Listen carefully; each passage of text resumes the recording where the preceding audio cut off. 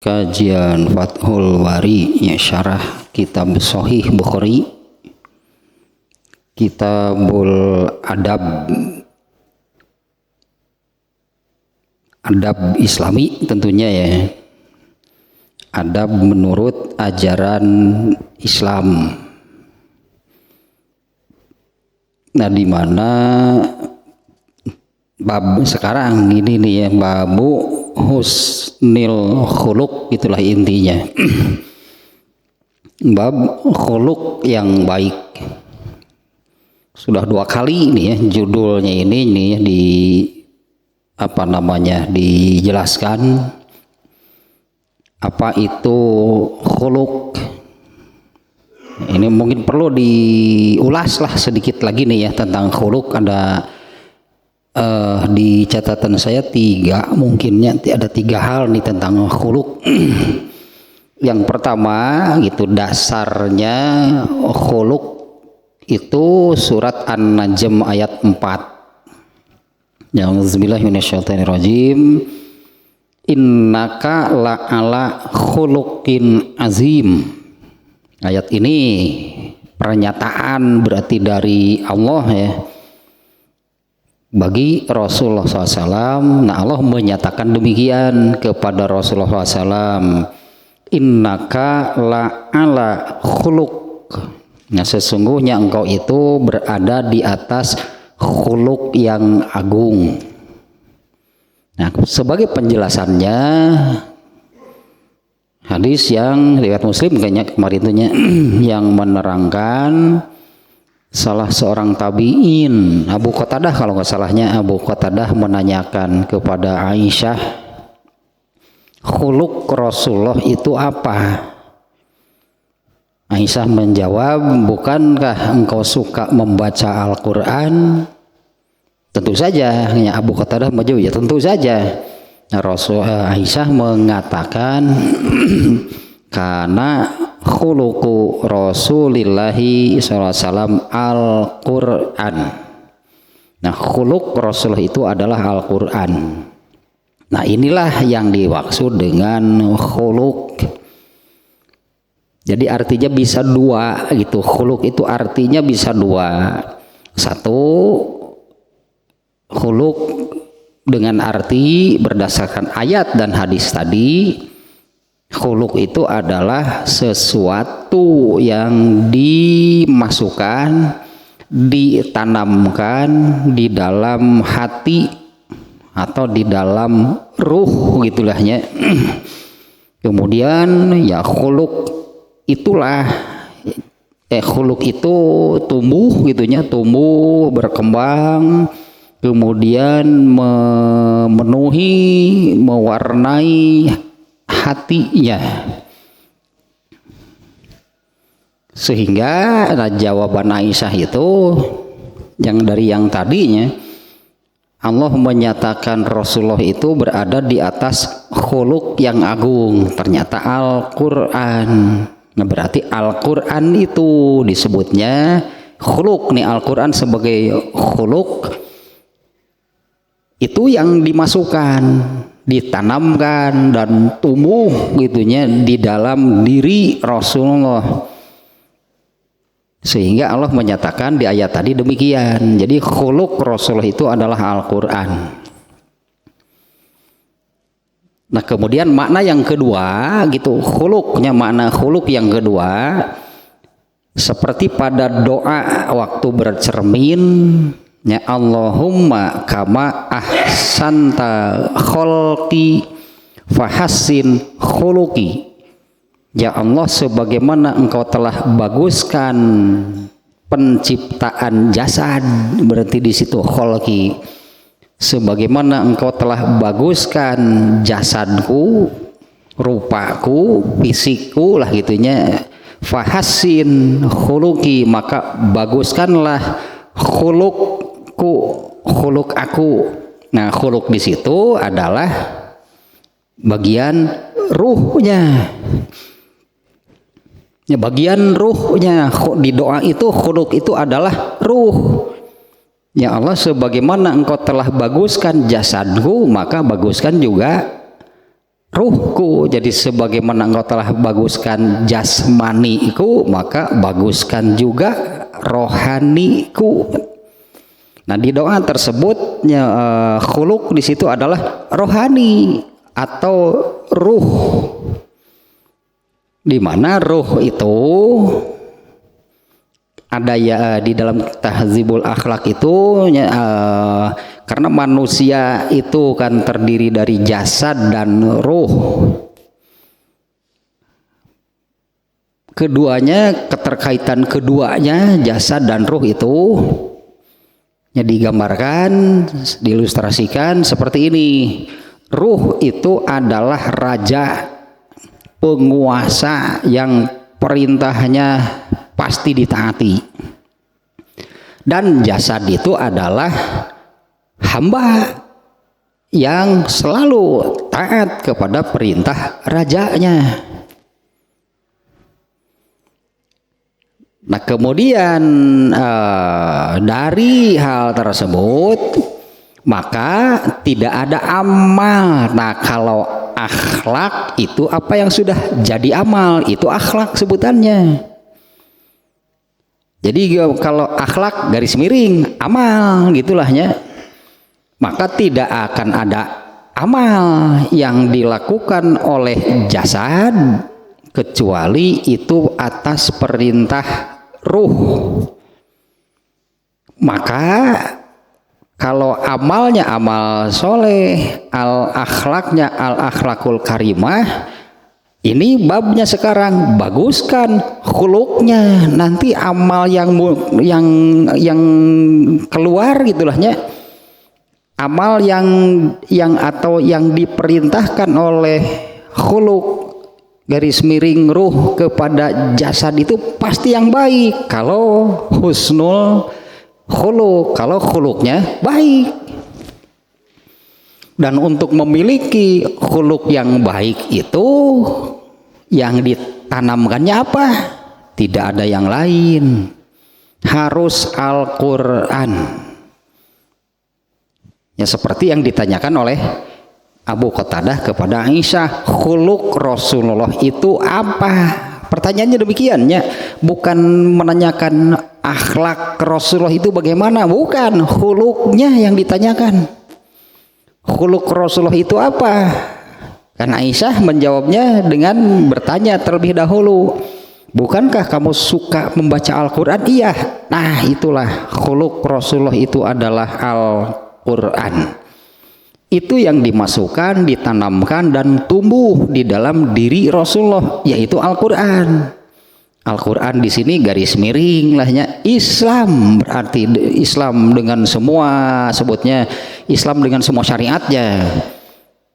Islam dengan semua syariat, ketentuan, aturan, ketetapannya itu ditanamkan ke dalam diri Rasulullah, mengakar, mendarah daging gitu di dalam diri atau di dalam ruh Rasulullah. Nah, sehingga seperti apa amalan yang kemudian muncul? Amalan itu ada dua. Amalan itu ucapan dan perbuatan. Karena khuluknya Al-Quran, maka apa yang diucapkan, apa yang dilakukan oleh Rasul itu semuanya berasal dari Al-Quran. Itu catatan pertama ya, ini ulasan sedikit ya untuk sebelum ke hadis-hadisnya ya, saya ingin menegaskan gitulah, ingin menekankan ya, tentang arti khuluk. Kemudian yang kedua, tentang khuluk ini kita melihat contoh Abu Jahal, Abu Lahab. Masuk nggak atau ini berarti harus dari sini dulu lagi ya. Bagaimana proses masuknya Al-Quran ke dalam diri Rasulullah? Ya, bagaimana proses masuknya Al-Quran ke dalam diri Rasulullah? Sama seperti manusia pada umumnya, masuknya ilmu lah gitu ya, sebetulnya masuknya ilmu ke dalam diri manusia itu melalui penglihatan, melalui pendengaran, kemudian disimpanlah di dalam memori otaknya. Islam ada di dalam diri Rasul, masuk ke dalam diri Rasulullah itu prosesnya demikian. Melalui penjelasan malaikat Jibril secara lisan ya, meskipun bahasanya bahasa wahyu ya. Bahasa wahyu lah beragamnya, beragam itu. Bahasanya Rasulullah menerangkan cara malaikat Jibril mengajarkan Islam itu beragam. Melalui pendengaran, juga melalui penglihatan, karena malaikat Jibril itu kadang menerangkan apa yang ada di dalam Islam itu dengan praktek, bukan penjelasan secara lisan. Misalnya malaikat Jibril mengajarkan cara sholat, praktek malaikat Jibril itu mengerjakan sholat, dilihat oleh Rasulullah, masuklah ke dalam memori otaknya. Semua manusia sama.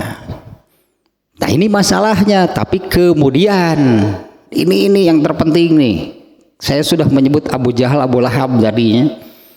Ini yang terpenting, apa yang ada di memori otaknya tentang Islam ini di dalam diri Rasulullah. Ini yang disebut kemudian diturunkan, ditanam, dimasukkan, ditanamkan di dalam hatinya. Dan tumbuhlah Al-Quran itu mewarnai seluruh diri Rasulullah. Disebutnya mengakar, mendarah daging gitu Islam di dalam diri Rasulullah. Masuknya Islam sama melalui pendengaran, penglihatan. Bandingkan dengan Abu Jahal, Abu Lahab. Abu Jahal, Abu Lahab mendengar nggak Rasulullah membacakan ayat Quran? Abu Jahal, Abu Lahab melihat nggak Rasulullah mengerjakan apa? Itu masuk ke dalam memori kepala mereka. Misalnya Abu Jahal, Abu Lahab hafal nggak surat Al-Ikhlas? Mustahil nggak hafal. Abu Jahal, Abu Lahab itu hafal kulhu. Masa? Mereka itu orang-orang jenius, orang-orang cerdas, IQ di atas rata-rata. Dan 13 tahun di Mekah mereka sering melihat, mendengar Islam dari Rasulullah SAW. Ada di memori kepala mereka? Ada. Apa langsung lupa gitu kalau Rasulullah membacakan ayat, Abu Jahal mendengar langsung lupa? Ada di memori kepalanya. Nah ini masalahnya tadi yang saya katakan, ini yang paling penting. Oleh Abu Jahal, oleh Abu Lahab, Al-Quran itu tidak dijadikan khuluk, tidak ditanamkan ke dalam hatinya. Maka yang diamalkan oleh mereka, apa yang amal itu tadi ayat 2-nya ucapan dan perbuatan. Maka yang diamalkan oleh Abu Jahal, oleh Abu Lahab dari Quran bukan? Nggak akan ada. Ya, apa yang diamalkan oleh Abu Jahal, Abu Lahab dari Quran bukan? Justru malah sebaliknya kan? Nah itu tuh Al-Quran ada di memori kepala mereka, tapi tidak dimasukkan ke dalam hati dan ditanamkan. Tahu kalau di sini banyak Abu Lahab, Abu Jahal itu paham tentang Islam. 13 tahun dapat ilmu dari Rasulullah, anggaplah demikiannya. 13 tahun dapat ilmu tentang Islam dari Rasulullah SAW. Ada Islam di dalam diri Abu Jahal, Abu Lahab? Ada. Di mana? Di memori otaknya. Nah ini yang paling penting. Ini juga banyak terjadi pada orang Islam. Abu Jahal, Abu Lahab, yang ditanamkan di dalam hatinya apa? Padahal Al-Quran ada lah gitunya, Islam ada di kepala mereka. Tapi yang ditanamkan di dalam hati ya disebutnya yang menjadi khuluk mereka apa? Ya ajaran jahiliyah yang didapatkan secara turun temurun, ya itulah yang khuluk mereka. Amalnya seperti apa? akhlak itu tergantung khuluk. Lah gitu ta. Akhlak amalnya amal tuh. Akhlak itu tergantung khuluknya. Contoh yang nyata, contoh yang jelas nih ya. Saya kira nggak akan ada yang membantah Abu Lahab, Abu Jahal paham nggak tentang Islam? Mereka bukan orang bodoh. Ayat Quran lagi kalau bukan itu jeung urang hafalan lagi. Hafalan Al-Quran lebih banyak Abu Jahal, Abu Lahab. 13 tahun dapat Islamnya, dapat Islam disebutnya lahnya. Ya karena kan mereka mendengar Rasulullah membacakan ayat, mendengar Rasulullah menjelaskan apa tentang agama Islam, melihat Rasulullah melakukan apa. Karena tadi kan kalau Rasulullah itu kan Al-Quran dijadikan khuluk, maka amal atau akhlak Rasulullah itu sesuai dengan khuluknya, semuanya dari Quran, semuanya ajaran Islam kalau Rasulullah. Nah itu Abu Jahal, Abu Lahab itu mendengar, melihat yang demikian, masuk nggak ke dalam diri mereka? Iya, karena masuknya pengetahuan itu seperti Nabi, masuknya Al-Quran melalui apa? Sama saja, melalui pendengaran ketika malaikat Jibril menjelaskan, atau melalui penglihatan ketika malaikat Jibril mempraktekkan suatu amal di dalam Islam, masuk ke dalam diri Rasulullah. Nah itu yang harus digarisbawahi bedanya. Ya jangan dengan Rasulullah lah gitunya, dengan sahabat yang lain saja. Umar bin Khattab pernah mengalami, asalnya khuluknya apa?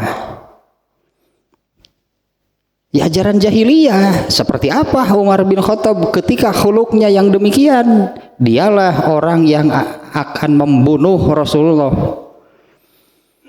Justru Umar lah gitunya yang akan menjadi eksekutor ketika orang-orang jahiliyah mengadakan musyawarah yang kesimpulannya adalah Rasulullah itu harus dibunuh.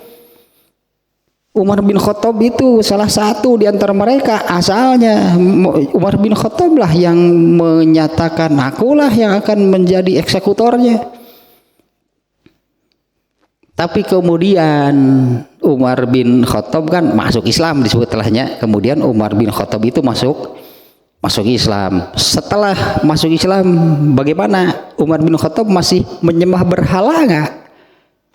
Kalau menyembah berhala itu kan amalnya, menyembah berhala itu kan amalnya yang dilakukan oleh anggota badan dengan ritual seperti apalah caranya. Itu kan lahir dari khuluk jahiliyah. Umar bin Khattab asalnya demikian.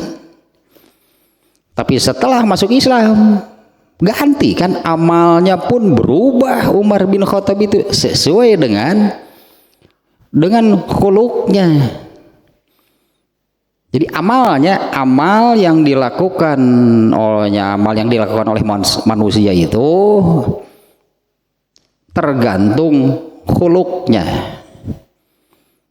Kalau di awalnya saya katakan berdasarkan hadis doa bercermin tadinya, minta kepada Allah kan, ya Allah sebagaimana Allah engkau telah baguskan jasmaniku, fahassin khuluki, maka baguskanlah juga rohaniku. Ruh ini sama dengan jasad. Jasad perlu makan, perlu sehat, perlu nutrisi, perlu vitamin. Ruh juga sama. Nah kalau untuk ruh, untuk makanannya, obatnya kalau sakit, nutrisi, vitaminnya hanya satu yang benar, yaitu Islam.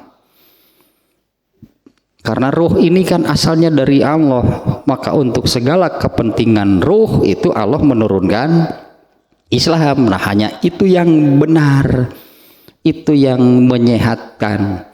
Seperti juga jasad ini akan terasa nyaman kalau segala keperluannya terpenuhi. Jasad lapar nggak akan nyaman, jasadnya badan. Kalau lapar badan itu tidak nyaman. Kalau kena penyakit badan itu tidak nyaman, atau lobet, ngedrop, nggak nyaman, leles ya gitu. Ruh juga sama, ruh itu apabila kurang makan ruh itu tidak nyaman sebetulnya.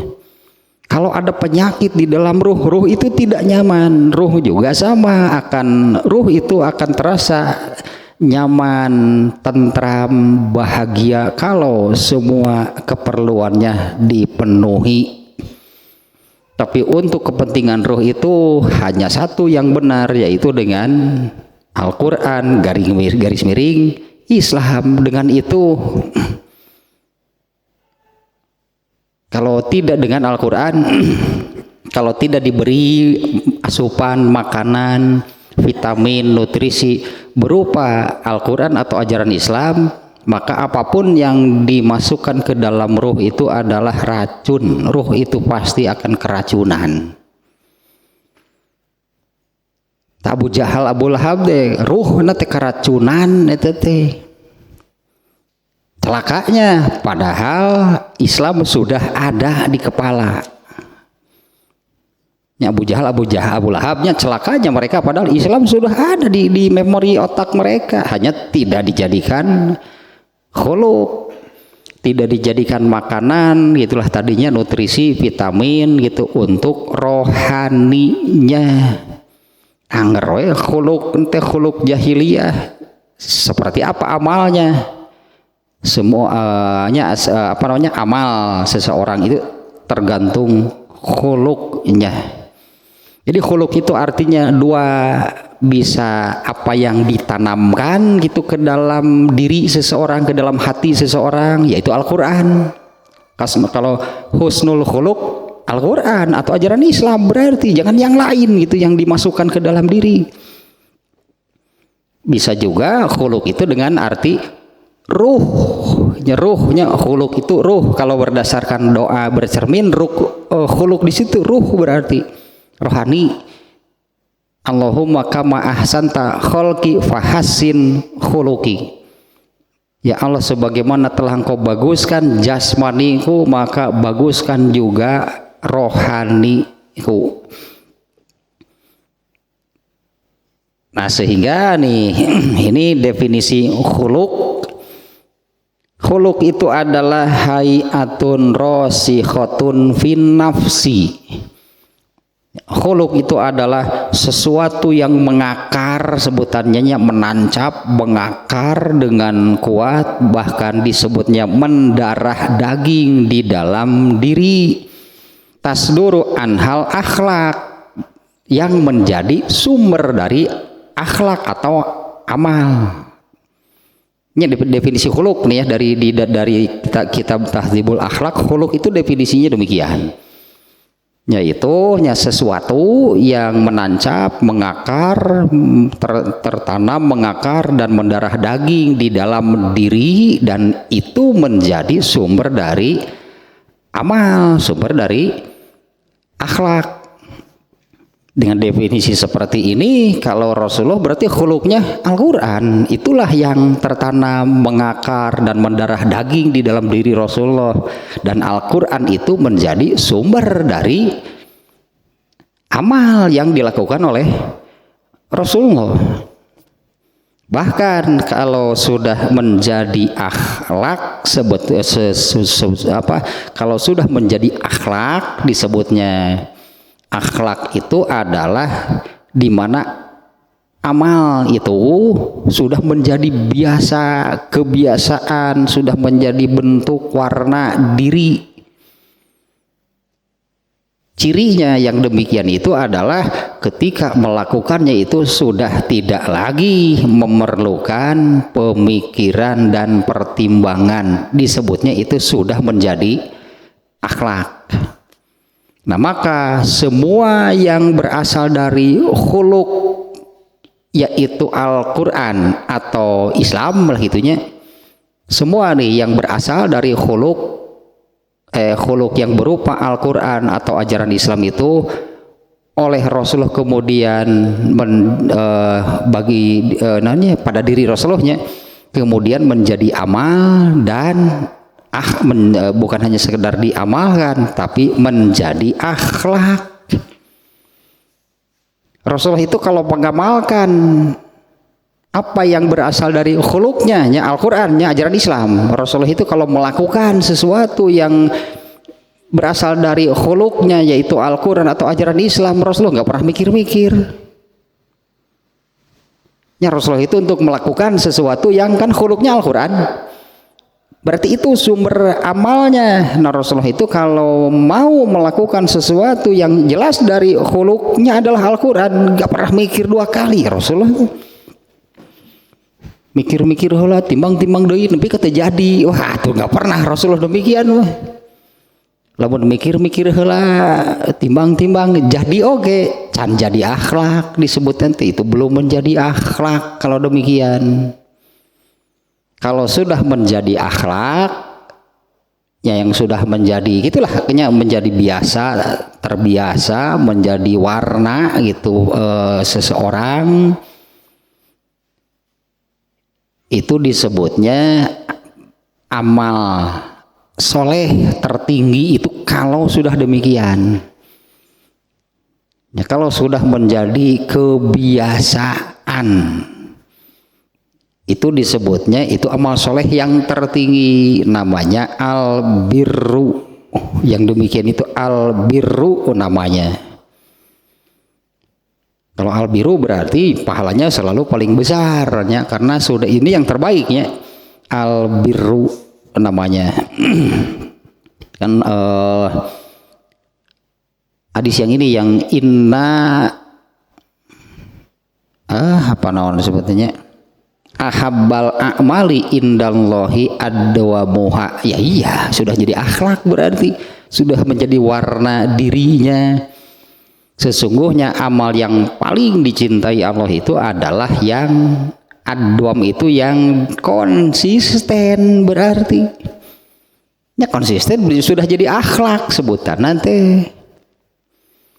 Nah, itulah ini ulasan dulu sedikitnya, ini ingin menekankan dulu gitunya, karena ini judulnya adalah husnul khuluq. Jangan dulu ke akhlak, kalau akhlak itu sudah jadi amalan, khuluqnya dulu. Ternyata permasalahannya, nah kalau kita melihat apa sih bedanya Umar bin Khattab dengan Abu Jahal? Kan sama-samanya, sama-sama dua orang ini, ya lah sedikitnya tentang dua orang ini nih, Umar bin Khattab dan Abu Jahal. Ini levelnya sama. Bagaimana kontribusi Umar bin Khattab terhadap Islam? Luar biasa besar, signifikan lah sebutannya. Islam setelah masuknya Umar bin Khattab itu, ini nih kontribusi Umar bin Khattab terhadap Islam itu signifikan, sangat besar. Karena Umar bin Khattab itu orang yang jenius, orang yang karismatik, berpengaruh, keberaniannya luar biasa. Nah, ternyata Abu Jahal itu sama. Rasulullah SAW pernah berdoa kepada Allah, ya Allah, kuatkanlah Islam ini oleh salah satu dari mereka. Artinya ini kualitas dua orang ini sama. Ya katakanlah Allah menakdirkan Umar bin Khattab yang kemudian masuk Islam, berarti berhadapan dengan musuh yang seperti apa? Abu Jahal bukan orang sembarangan. Tapi khuluknya beda, eta nu bedakeun, khuluknya beda. Umar bin Khattab asalnya khuluknya seperti Abu Jahal, kejahiliahan lah khuluknya, ya khuluknya itu kejahiliahan yang didapat secara turun temurun. Kemudian Umar bin Khattab mengganti khuluknya dengan Al-Quran, dengan ajaran Islam. Sementara Abu Jahal tetap dengan kejahiliahannya. Padahal tadi tanya masalahnya, padahal di dalam memori kepala, di memori otak Abu Jahal itu Islam itu ada seperti Umar bin Khattab. Hanya Abu Jahal tidak menjadikan Islam sebagai khuluk. Hasilnya seperti apa? Beda pisan ternyata. Ini hasil akhir nih dari dua orang ini. Hasil akhir dari dua orang ini, dua-duanya dua-duanya nanti di akhirat. Umar bin Khattab malah kan sudah dipastikannya, dinyatakan ini Umar bin Khattab itu kan salah satu sahabat yang masuk surga tanpa hisab. Ini hasil akhir lah kita melihatnya dari dua orang ini. Umar bin Khattab itu masuk surga tanpa hisab, Abu Jahal masuk neraka tanpa hisab. Sama sama-sama tanpa hisab. Ya orang kafir kan gak ada yang dihisab. Umar bin Khattab itu masuk surga tanpa hisab, Abu Jahal masuk neraka tanpa hisab. Umar bin Khattab di surga yang paling tinggi, Abu Jahal di neraka yang paling beda. Abu Jahal itu rajanya neraka, jeung Abu Lahab, jeung Firaun no zaman baheula mah. Sangat beda kan hasilnya. Dari apa sih akar pondasi dasar yang membedakan mereka? Khuluk lebar tanuk itu ininya yang saya katakan ini yang harus digaris bawahi. Kenapa orang Islam itu juga jadi ada yang seperti ini, padahal ya ajaran Islam lah gitunya. Ajaran di Islam itu ada gitu. Komono sian atau sirah itu. Orang Islam deh kumaha eleh ku Abu Jahal. Masukkan isi itu kan apa namanya? Tetap saja ada masuknya ilmu lah secara umumnya, mau tentang agama ataupun bukan. Ya masuknya pengetahuan ke dalam diri seseorang ya tetap saja melalui penglihatan, melalui pendengaran, ya itulah prosesnya demikian. Nah hanya jangan sampai nih orang Islam tapi khuluknya bukan ajaran Islam,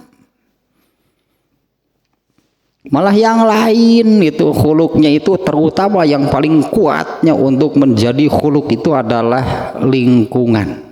Itu pengaruhnya sangat besar untuk menjadi khuluk. Kemudian kawan juga sama.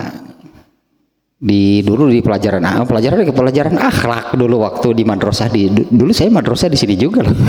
Dulu waktu di madrasah saya masih ingat itu ada dalam pelajaran akhlak itu hafalan pendek untuk anak-anak. Al-musahabatu tasrikut tobi'ata.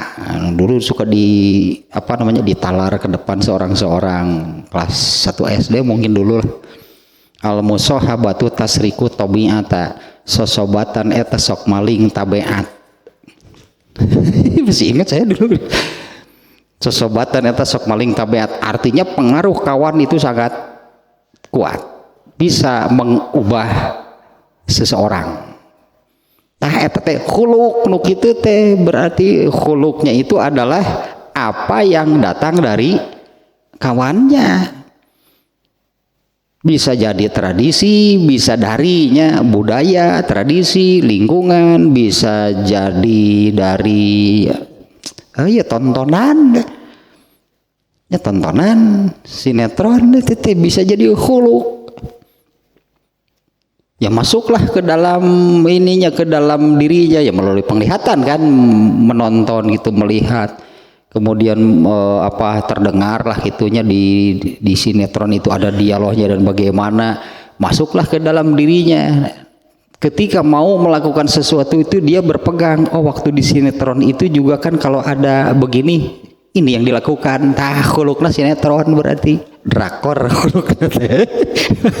Berarti khuluk itu drakor teh. Dan tadinya mau juga satu hal lagi yang sangat penting sesuai dengan doanya yang waktu bercermin kan minta kepada Allah, baguskan juga rohaniku sebagaimana engkau telah baguskan jasmaniku, baguskan juga rohaniku. Nah kalau ingin memiliki rohani, ruh, hati, sebutan teh rohani, ruh atau hati yang bagus, ya masukkanlah yang bagus, yang benar, yaitu ajaran Islam yang benar.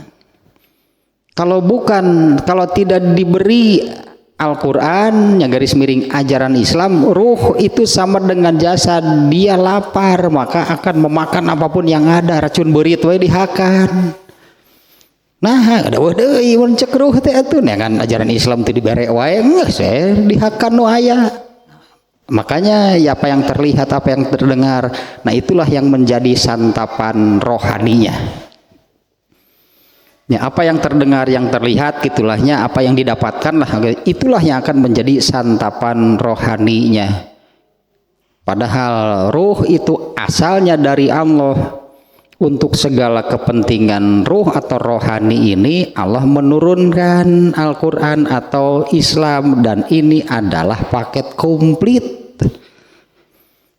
Makanan iya, obat iya, vitamin iya, nutrisi iya, tidak boleh selain ini yang diberikannya untuk memenuhi kebutuhan rohani. Semuanya itu racun. So keracunan eta teh. Setelah keracunan kan, kalau jasad keracunan seperti apa warnanya? Genek ya, jasadnya. Orang keracunan pasti biru. Jasadnya biru, cenderung ke menghitam. Ruh juga sama. Ruh itu kalau keracunan hitam warnanya. Sementara tuntutannya apabila seseorang mau datang menghadap kepada Allah harus bersih. Itu Allah simbolkan dengan kalau mau sholat itu kan mau menghadap kepada Allah. Allah meminta harus bersih jasmani dan rohaninya. Kalau kotoran jasmani itu najis, kalau kotoran rohani itu hadas. Allah minta kalau mau datang harus bersih. Nanti juga sama di akhirat datang menghadap kepada Allah, ari rohna keracunan hideung geuneuk digaplok ku Allah gitu. Gitu. Sing bersih atuh datang teh ka dieu teh. Tah kitulahnya dengan definisi juga dari Tahdzibul Akhlak seperti ini. Khuluq itu adalah sesuatu yang tertanam, tertancap, mengakar dan mendarah daging di dalam diri seseorang, di mana itu adalah itu menjadi sumber amal. Dan amal yang kalau sudah dilakukan tanpa pemikiran dan pertimbangan itu namanya akhlak. Baik, akhlak ini kalau yang baik ya al akhlakul karimah namanya. Kalau yang buruk itu al akhlakus sayyi'ah. Tah itulahnya itu saya merasa perlunya mengulas lah dan menekankan lagi itu tentang khuluq. Terutama kita sudah melihat sejarah Abu Jahal, Abu Lahab, bukan tidak ada Al-Quran di dalam dirinya. Ada Al-Quran tapi hanya ada di memori kepalanya, tidak dijadikan khuluq untuk hati atau ruhnya. Tentu ini harus jadi pelajaran. Masa orang Islam harus demikian? Ya masa orang Islam itu kan harus sama dengan Abu Jahal. Kalau sama dengan Abu Jahal artinya bukan ajaran Islam, bukan Al-Quran yang dijadikan khuluqnya. Nanti nasib di akhiratnya juga sama dengan Abu Jahal. Ini akar sebetulnya, berarti ini berarti dasar akar permasalahan yang disabdakan oleh Rasulullah, la tatba'unna sunnana man kana qablakum. Kalian orang Islam akan mengikuti cara-cara hidup orang-orang kafir. Amal berarti kan cara hidup itu kan amalan-amalan orang kafir. Akar permasalahannya apa? Orang kafir khuluqnya bukan Quran. Orang Islam kalau khuluqnya bukan Quran sama dengan mereka, berarti mengikuti mereka. Eta akar permasalahan apa? Nu disebut kalian atau orang Islam akan mengikuti cara-cara hidup orang kafir. Si Abu Jahal Sebetulnya kan gitu tentunya orang Islam tapi seperti atau mengikuti Abu Jahal, Abu Lahab. Ini yang hal yang paling mendasarnya adalah tidak menjadikan Islam itu sebagai khuluknya. Padahal Abu Jahal, Abu Lahab juga kan Al-Quran itu ada di memori kepalanya. Orang Islam gitu. Ajaran Islam itu hanya ada di memori kepalanya. Kalau dia menjelaskan, ya bisa lah karena memang ada di memori kepalanya. Kalau ditanya bisa menjawab, tapi dijadikan khuluk enggak. Mau diamalkan berarti. Karena amal itu tergantung dari khuluk. Nah, sekarang mulai masuk ke hadisnya nih. Ada kalau hadisnya ada 6 yang diberi nomornya, biasanya yang disebut hadis riwayat Bukhari itu ada nomornya. Nah, di bab ini hadis tentang judul ini yaitu husnul khuluq ada 6 ditambah 2, di mana 2 hadis tambahan ini oleh Imam Al-Bukhari itu disimpan di bawah judul atau dijadikan judul. Nah, kalau ada hadis yang disimpan di bawah judul atau ini termasuk judul, bagian dari judul, ini hadisnya tanpa nomor, ada 2. Jadi seluruhnya ada 8, tapi yang diberi nomornya hanya 6 itu ya. Nah, ini hadis yang tanpa nomor berartinya, atau anggap ini masih judul lah gitunya. Nah, yang pertama nih hadisnya. Nah, karena ini juga oleh Ibnu Hajar Al-Asqalani ini dibahas di hadisnya, bukan hanya yang diberi nomor saja yang dibahas oleh Ibnu Hajar Al-Asqalani. Nah, yang pertama hadisnya waqala Ibnu Abbasin kana nabiyyu sallallahu alaihi wasallam ajwadan nasi wa ajwadu ma yakunu fi ramadhana. Satu hadisnya Ibnu Abbas berkata. Nah, di mana hadis ini ya? Kalau di sini tidak diberi nomor, ini oleh Imam Bukhari dimasukkan sebagai bagian dari judul. Hadis ini oleh Imam Bukhari di tempat lain, ya di tempat lain ya. Nah, baru ada nomornya. Ternyata hadis ini oleh Imam Al-Bukhari itu ada di beberapa tempat.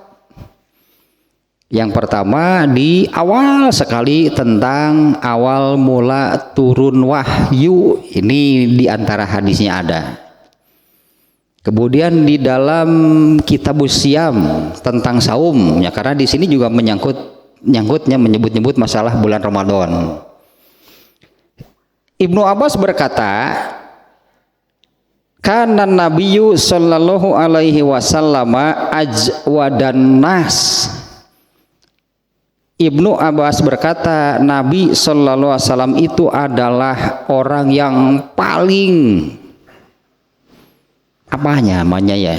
Kalau di riwayat yang lain ajwadan nas, karena Nabi sallallahu alaihi wasallam ajwadan nas alal khair. Di hadis yang lain itu ada tambahan alal khair. Di sini kalau hanya sampai sini, ini suka diartikan seperti ini. Rasulullah SAW itu adalah orang yang paling dermawan. Kita artikan dulu demikian ya. Wa ajwadu ma yakunu, dan paling dermawan beliau itu yakunu fi Ramadana, ketika berada di bulan Ramadan. Di luar Ramadan juga Rasulullah itu adalah orang yang paling dermawan. Tapi kedermawanan Rasulullah itu artinya lebih lagi, itunya meningkat lah gitu, kedermawanannya itu meningkat lagi ketika di bulan Ramadan. Di dalam riwayat yang lain ya tadi ada yang tambahannya, karena Nabi SAW ajwadan nasi alal khair. Nah, kalau ada alal khair, maka ajwad di sini bukan dermawan, tapi ringan, mudah. Rasulullah SAW itu adalah orang yang paling ringan, paling mudah alal khair kalau untuk urusan al khair, kebaikan, amal soleh. Sangat ringan, sangat mudah gitunya Rasulullah itu kalau untuk urusan akan sudah jadi akhlak namanya. Kalau untuk urusan kebaikan, amal soleh, Rasulullah itu tidak pernah berpikir dua kali, disebut kan tidak pernah melalui dipikir-pikir dulu atau ala rawiyatin atau ditimbang-timbang dulu, nggak ada. Rasulullah nggak pernah demikian. Rasulullah itu orang yang paling ringan, paling mudah kalau untuk urusan amal soleh. Nah, dan hal itu meningkat lagi ketika ketika berada di bulan Ramadan. Ini sudah sangat jelas sebetulnya maknanya ya. Bahkan di dalam hadis yang lain itu di redaksi hadis ini ada yang menyebutkan seringan angin. Ya, Rasul itu kan artinya kan ringan, mudah, gampang. Ya, untuk urusan amal soleh, untuk urusan kebaikan itu semudah angin, itu seringan angin. Ini yang pertama. Kita lihat nih redaksi hadisnya. Rasulullah itu tidak mendadak dermawan ketika masuk bulan Ramadan. Di luar Ramadan bagaimana? Ya, di luar Ramadan bagaimana? Ini Rasulullah itu, makanya kita lihat redaksinya ya. Karena Nabi sallallahu alaihi wasallam ajwadan nas.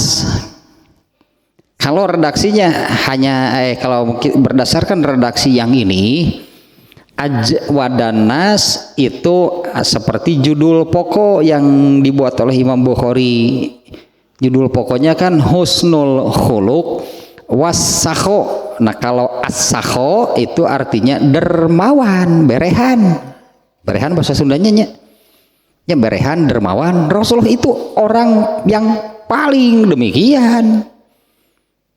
Bahkan gitulahnya, bahkan kedermawanan as-sakho, kedermawanan beliau itu meningkat lagi ketika bulan Ramadan. Nah, artinya kan bukan seperti ini. Rasulullah SAW itu mendadak dermawan. Oh, nggak mau dadak-dadak, mau bisa tuh. Ya, justru apa namanya ya, ini kaitannya nih ya dengan, ini sudah sering nih ya saya ulang, yaitu dengan Lailatul Qadar kaitannya. Untuk mendapatkan Lailatul Qadar itu bisa nggak mendadak begitu masuk bulan Ramadan? Wah, kakara weh. Nu asal nama bakhil jadi dermawan, ini ngadadak dermawan berarti. Nu asal tara ka masjid ngadadak jadi ka masjid bulan Ramadan mah karena ingin mendapatkan Lailatul Qadar, nggak bisa kalau mendadak. Nah, maka bagaimana nih supaya ketika bulan Ramadan itu memang sudah dalam keadaan yang demikian? Berarti disebutnya kan ya persiapannya panjang, berarti bukan mendadak, tapi sejak dari bulan Syawal memang demikian. Ya, bulan Syawal itu kan habis bulan Ramadan. Sejak bulan Syawal Rasulullah itu orang yang dermawan. Nah, begitu mulai dari bulan Syawal, Zulqa'dah, Zulhijjah, Muharram, Rasulullah itu orang yang paling dermawan. Begitu sampai kepada Ramadan berikutnya, tingkatkan. Bukan mendadak, tapi menaikkan level yang sudah ada kan.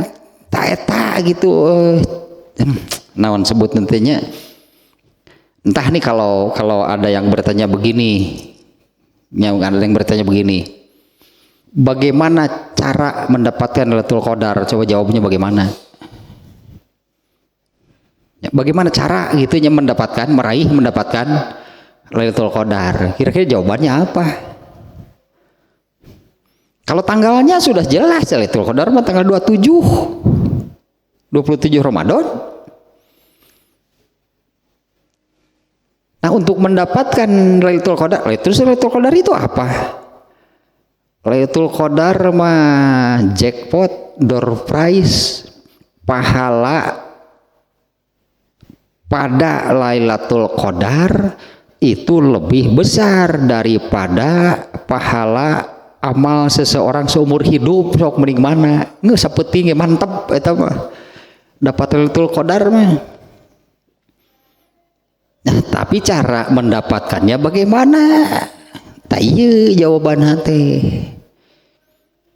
Bukan mendadak Lailatul Qadar mendadak ke soleh, nutar ke masjid, jadi ke masjid bulan Ramadan mah. Yang tidak pernah sholat malam ikut sholat malam di masjid berjamaah. Biasanya kita haraca kalau telah atau haraca sengewa nilin lagi. Yang mau mendadak ikut sholat malam ya tarawehan. Sebelumnya gitunya dari bulan Syawal sholat malam nggak? Henteu, itu mau bisa ngadadak meh.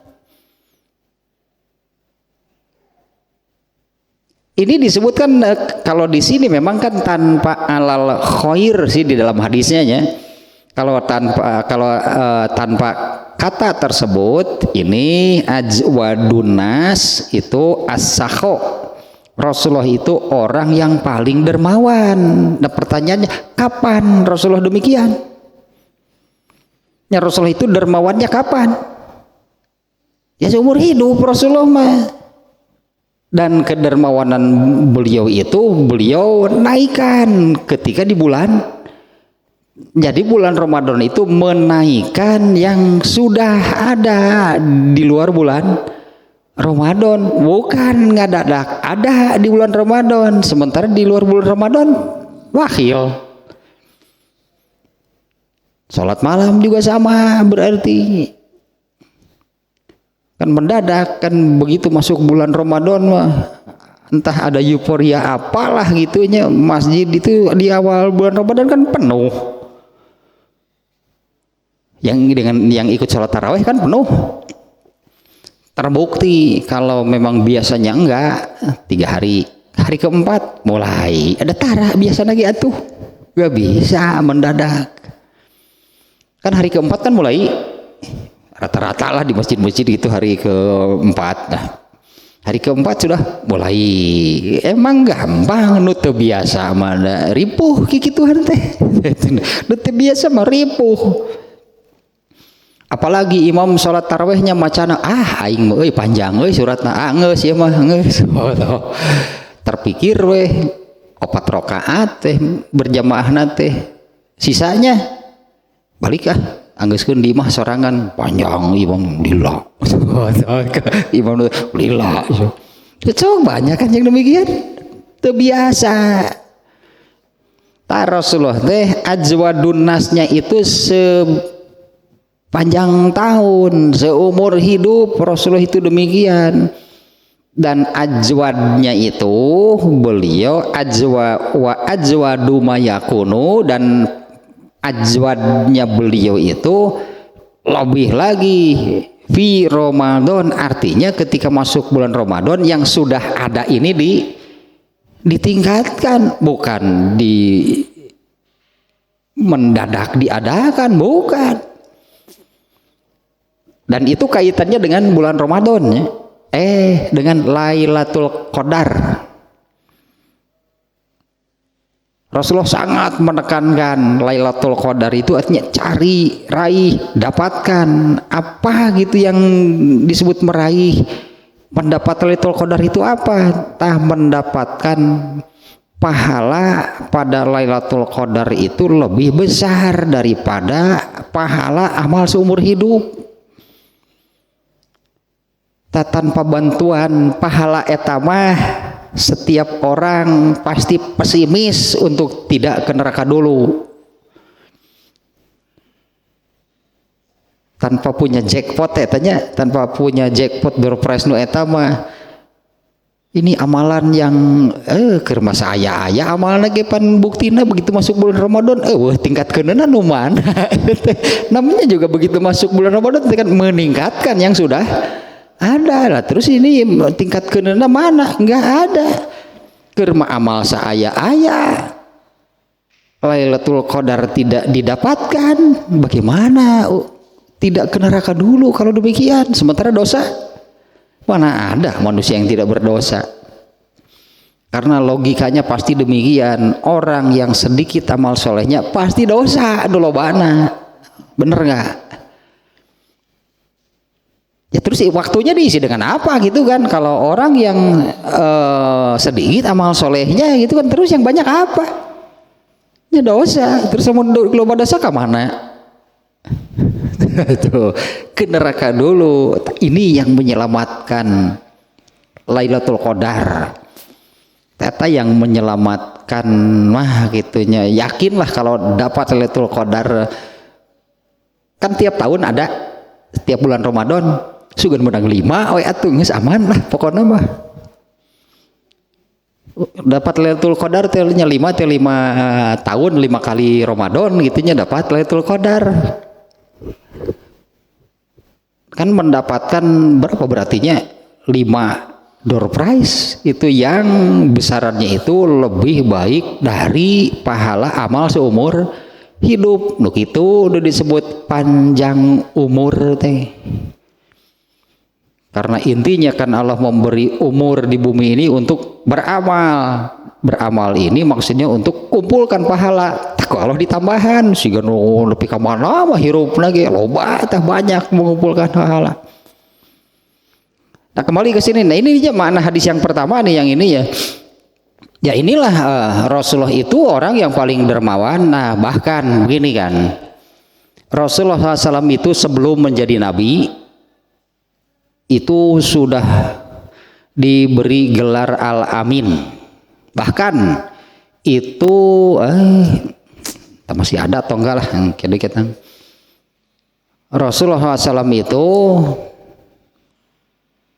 di apa namanya lah kamari teh bahasa nanti mungkin ada yang pernah membaca bukunya, siapa tulisan ini judulnya 100 orang yang paling berpengaruh di dunia, nomor 1 Rasulullah. Ini kafir nih penulisnya nih, Michael J. Hart gitu, siapa nih penulisnya? 100 orang yang paling berpengaruh teh, yang paling berpengaruh, yang paling berpengaruh teh, memberi pengaruh berartinya yang paling memberi pengaruh itu kepada dunia. Nomor 1 Rasulullah. Di antara keistimewaannya itu adalah dia itu Rasulullah itu bisnismen paling jujur. Emang Rasulullah bisnis itu enggak? Rasulullah pan eureun sampai jadi nabi teh. Kan Rasulullah itu berdagangnya berhenti kan sebelum menjadi nabi. Jangan disebutkan bisnis ala nabi. Kapan nabi bisnis? Nulieur wae teh mere judul teh. Balik sih eta tah bisnis ala nabi. Emang nabi bisnis? Enggak. Rasulullah itu kan berdagang ya, sebelum menjadi nabi. Allah lah yang menghentikan Rasulullah dari berdagangnya ketika mau ditetapkan menjadi nabi, dieureunkeun heula ku Allah ge. Kalau bisnis ala Muhammad mah ya bisnis ala nabi. Emang nabi bisnis? Enggak, nabi enggak bisnis. Sini kok Allah tidureun dikit geus eureun dagang mah urus agama sing bener, itulah perintah dari Allah teh. Siap cek nabi teh eureun dagangna dor bisnis ala nabi deui. Kacau tuh judul teh bisnis ala nabi. Emang nabi bisnis enggak, tapi dikenalnya sebagai pebisnis paling jujur dalam sejarah lah gitu. Muhammad dia bukan Rasulullah nih. Ya karena ini orang kafir, dia melihat Rasulullah SAW itu bukan hanya setelah menjadi nabi. Nah sebelum menjadi nabi kan Rasulullah itu diberi gelar Al-Amin. Kemudian menurut Khadijah Menurut Khadijah ya, waktu Rasulullah mendapatkan wahyu, beliau kan menggigil ketakutan, lari terbirit-birit turun dari gua Hiro, masuk ke rumah minta diselimuti. Rasulullah ketakutan, kemudian Khadijah mengatakan apa? Demi Allah, Allah tidak akan menghinakanmu karena engkau itu orang yang begini, suka menolong orang yang engkau itu jadi talih nih, dermawan, suka menolong orang yang membutuhkan, melindungi orang yang lemah, membantu itu orang yang dizolimi. Sambo kali ya. Aku dizolimi. Ayo nama meniguluh tinggal lagi ngomong eta. Aku ini aku terzolimi perintah. Nah Rasulullah itu kan sebelum menjadi nabinya, Khadijah mengatakan demikian, demi Allah Allah tidak akan menghinakanmu karena kamu itu orang yang begini. Ini kapan? Sebelum menjadi nabi ya mah. Sebelum menjadi nabi, khuluq Rasulullah apa? Apakah kejahiliahan seperti Abu Lahab? Enggak, Rasulullah tidak pernah menyembah berhala. Rasulullah tidak pernah terlibat dengan keberhalaan, tidak juga terpengaruh dengan budaya yang ada pada saat itu, karena budaya di sana saat itu diantaranya mabuk, judi, budaya di sana. Rasulullah nggak pernah mabuk, nggak pernah judi. Ternyata karena ini kan belum menjadi nabi nih ya, tapi tetap Allah sudah memasukkan khuluq yang benar kepada Rasulullah, yaitu ketika Allah memerintahkan Jibril membelah itu kan dada Nabi. Ini dialami oleh Rasulullah ketika beliau masih anak-anak nih, sedang bermain dengan kawannya, didatangi dua orang dewasa lah gitunya, didatangi oleh dua orang dewasa. Kemudian mengambil Rasulullah yang dua orang dewasa ini, satu di bagian dari sini mungkin tangannya dari belakang gitunya ke sini, yang satu memegang kaki, dibawa Rasulullah, dibaringkan di atas tanah, kemudian dibelah dada Rasulullah itu dibelah. Kemudian dikuras, yang seorang tadi pergi, ini kejadiannya dekat Masjidil Haram nih. Ya, Rasulullah kan lahir dan besar di Mekah, ini kejadian di Mekah. Yang satu orang itu membawa sebuah wadah yang terbuat dari emas, kemudian diisi dengan air zam-zam dan dibersihkanlah itulah sebutnya isi dada Rasulullah itu dibersihkan dengan air zam-zam. Setelah dibersihkan, nah ini nih jadi khuluq Rasulullah nih. Kemudian membawa lagi satu wadah yang terbuat dari emas, isinya penuh dengan iman dan hikmah. Lalu itu dituangkan ke dalam hati Rasulullah. Taeta khuluq nate, tapi belum berupa Islam, ini masih anak-anak. Allah memasukkan khuluq ke dalam diri Rasulullah. Ya karena memang Allah memilih dia kan, memilih beliau sebagai nabi, sebagai utusan Allah. Nah sejak kejadian itu Rasulullah SAW itu soleh pisan, itulah disebut nanti. Sejak kejadian itu Rasulullah SAW itu ya gitu soleh pisan, beda dengan orang-orang yang ada di sana. Tapi belum berupa ajaran Islam. Nah setelah menjadi nabi barulah Al-Quran kemudian dimasukkan ke dalam diri Rasulullah.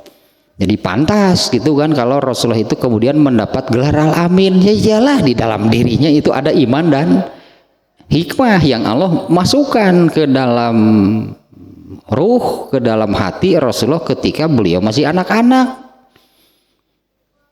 Nah sehingga kalau orang-orangnya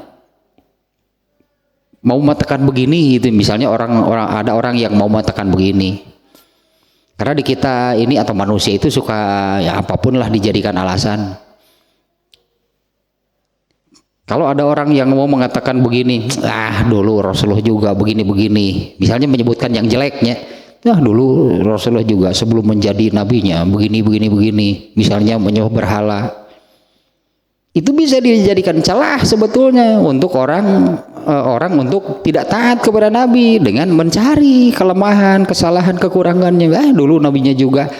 Nah, itu tidak akan ada. Oleh Allah sudah dijaga Rasulullah itu sejak dilahirkan. Ini Allah siapkan untuk menjadi nabi. Artinya mencari kelemahannya, kesalahan, kekurangan Rasulullah. Bahkan sebelum menjadi nabi pun itu tidak akan ada. Khuluknya sudah Allah masukkan. Tadi Rasulullah menyebutnya dua orang dewasa tadinya membawa satu wadah terbuat dari emas yang berisi penuh iman dan hikmah, dimasukkanlah ke dalam diri Rasulullah, kemudian ditutup lagi lah gitu. Setelah selesai, kedua orang itu kemudian pergi. Nah, Rasulullah kemudian menceritakan ketika orang itu tadi memegang kemudian memangku, itu kan dipegang dipangku. Kedua orang tadi memegang, memangku, membaringkan, membelah. Tidak ada sentuhan yang terasa. Ini tidak ada sentuhan yang terasa. Mestinya kan dipegang kan terasa. Nah, tidak ada sentuhan yang terasa. Nah, ternyata itu malaikat Jibril. Dua orang dewasa ini malaikat Jibril dan satu lagi entah siapalah kawannya yang diajak saat itu, entah Mikail entah siapa. Yang satu malaikat Jibril. Ternyata khuluk Rasulullah itu bahkan sebelum menjadi nabi pun adalah yang dari Allah, berarti yang benar tetap itu kan ya, berarti yang dari Allah yang benar untuk jadi khuluk. Apalagi setelah menjadi nabi, Al-Quran khuluknya, inilah hasilnya Rasulullah itu. Kalau mengikuti redaksi hadis ini yang ajwadun nasi alal khairnya, kalau ada redaksi yang demikian, kalau mengikuti redaksi yang itu berarti Rasul ajwadu di sini orang Rasul itu orang yang paling ringan, paling mudah, paling gampang untuk melakukan kebaikan. Nah, namanya akhlak. Artinya Rasulullah kan gak pernah berpikir dua kali. Rasulullah gak pernah menimbang-nimbang dulu.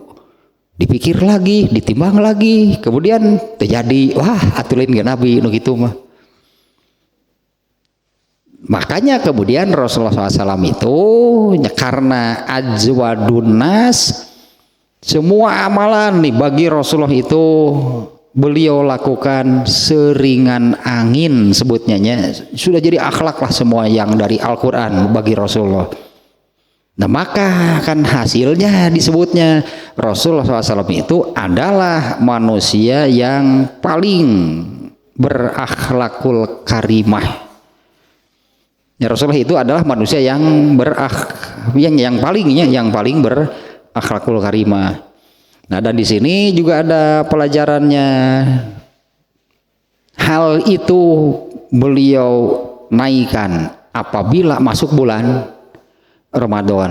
Nah, kan pelajarannya nggak bisa mendadak bulan Ramadan. Justru persiapan menghadapi bulan Ramadan itu dari kapan? Dari bulan Syawal, berarti bukan hanya saumnya. Persiapan bulan Ramadan itu bukan hanya saumnya. Kan Rasulullah di sini kan secara umum ajwadun nas yang paling ringan untuk semua amal soleh. Dan hal itu beliau tingkatkan ketika masuk bulan Ramadan. Nah, inilah jawabannya kalau pertanyaan yang tadi, bagaimana caranya? Bagaimana caranya itu untuk mendapatkan Lailatul Qadar? Persiapkan dari bulan Syawal. Terutama amal pokok untuk meraih Lailatul Qadar itu adalah sholat malam. Bukan mendadak begitu masuk bulan Ramadan ikut taraweh 3 hari jongkeng, jauh atau gitu mau tidak akan mendapatkan Lailatul Qadar.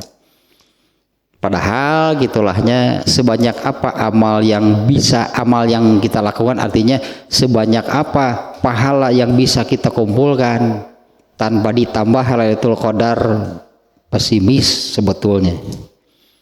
Ya kalau tidak ditambah bonus gitu, jackpot, door prize Lailatul Qadar, entahlah, pesimis lah. Kalau ke surga pasti orang Islam. Makanya saya katakan pesimis untuk tidak ke neraka dulu. Kalau ke surga masalah orang Islam pasti masuk ke surga, tapi mau nggak ke neraka dulu? Eta orang mau itu kan yang kita nggak mau. Tasah hadis pertama lah berarti itu mana Rasulullah itu ajwadun nas. Ini kan tidak menyebut bukan di bulan Ramadan. Ajwadun nas beliau di bulan Ramadan itu beliau tingkatkan dari ajwadnya di luar bulan Ramadan, masuk bulan Ramadan tingkatkan. Kalau mau diartikan di sini hanya soal kedermawanan, ya lah Rasulullah itu orang yang paling dermawan. Tapi di hadis lain itu ternyata alal khairi itu untuk amal soleh seluruhnya. Rasulullah itu adalah orang yang paling ringan. Di bawah itu Abu Bakar. Abu Bakar juga sama. Abu Bakar nggak pernah berpikir 2 kali. Nggak pernah timbang-timbang dulu, ketika ada kesempatan beramal soleh habak pasti langsung dilakukan. Ya, contohnya yang ini kan, ini contohnya nih ya, siapa yang mau memberi makan ashabus sufah, Abu Bakar pasti angkat tangan, saya Rasulullah, ada nggak makanannya? Atuing kemangke, pokoknya saya mau itu memberi makan mereka. Ternyata pulang ke rumah nggak ada apa-apa. Kumaha tuh kalem aja Abu Bakar teh. Tah tanah heula teu mikir heula gitu, artinya kayak aduh di mah ya naonnya. Lila kaburu batur ngacung. Saya Rasulullah nanaon, enggak usah nganyuk heula. Abu Bakar gitulah prinsipnya teh, ini amal soleh ajwadunasnya Nabi pasti yang demikian.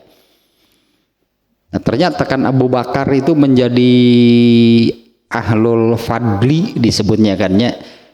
Ahlul fadli teh yang memiliki keutamaan. Abu Bakar itu ini masih lama sihnya Kitabul Adabnya, masih panjang nih ini babnya. Entah di kajian Bukhari yang hari apa lagi ada kita kajian Bukhari yang hampir tamat, ada kepikiran saya ini ingin mengkaji ini manakib. Manakib itu keutamaan, itunya keutamaan Nabi, keutamaan sahabat satu persatu seperti apa, pasti banyak di sana untuk dijadikan contoh, yang untuk dijadikan pelajaran gitunya. Abu Bakar seperti apa, Umar seperti apa. Judulnya judul bahasanya manakib disebutnya. Manakib itu ya keistimewaan, keutamaan mereka. Ini harusnya kalau saya berpikir, wah kita harus tahu nih mereka, karena mereka ini minimal 10 sahabat yang dipastikan masuk surga tanpa hisab. Mereka itu bagaimana bisa demikian? Kan bisa kan kita pelajari kan, kita ikuti. Nyangkelah eta mah ada gitu terlintas gitunya rencana itu tuh sama di kitab Fathul Bari juga, di Sahih Bukhari ada Kitabul Manaqib. Keutamaan Nabi, itu keutamaan Nabi dan keutamaan para sahabat.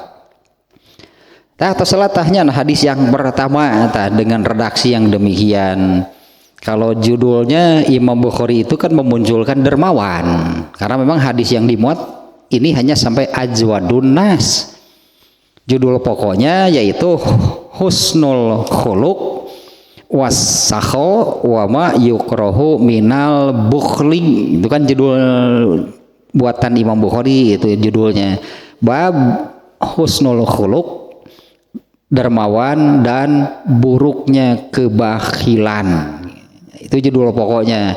Nah ini hadis masih judul gitulah, Tapi ini benar karena hadis ini di bab lain oleh Imam Al-Bukhari ada nomornya, berarti ini benar hadis riwayat Bukhari. Hanya di bab ini redaksi hadis ini dijadikan judul, yaitu yang isinya Rasulullah SAW itu orang yang paling dermawan dan beliau meningkatkan kedermawanannya di bulan Ramadan. Atau mau kebaikan secara umum, ya Rasulullah itu ya tentulah orang yang tadinya yang paling ringan, paling mudah, paling gampang untuk melakukan amal soleh, dan hal itu lebih lagi ya ketika masuk ke bulan Ramadan. Tasah baru satu aja pipanjangan, berarti bab ieu teh hadisnya ada 6. Ini baru ada 8 berarti. Ini baru satu nih ya yang ada di judulnya, belum ke hadis yang diberi nomor.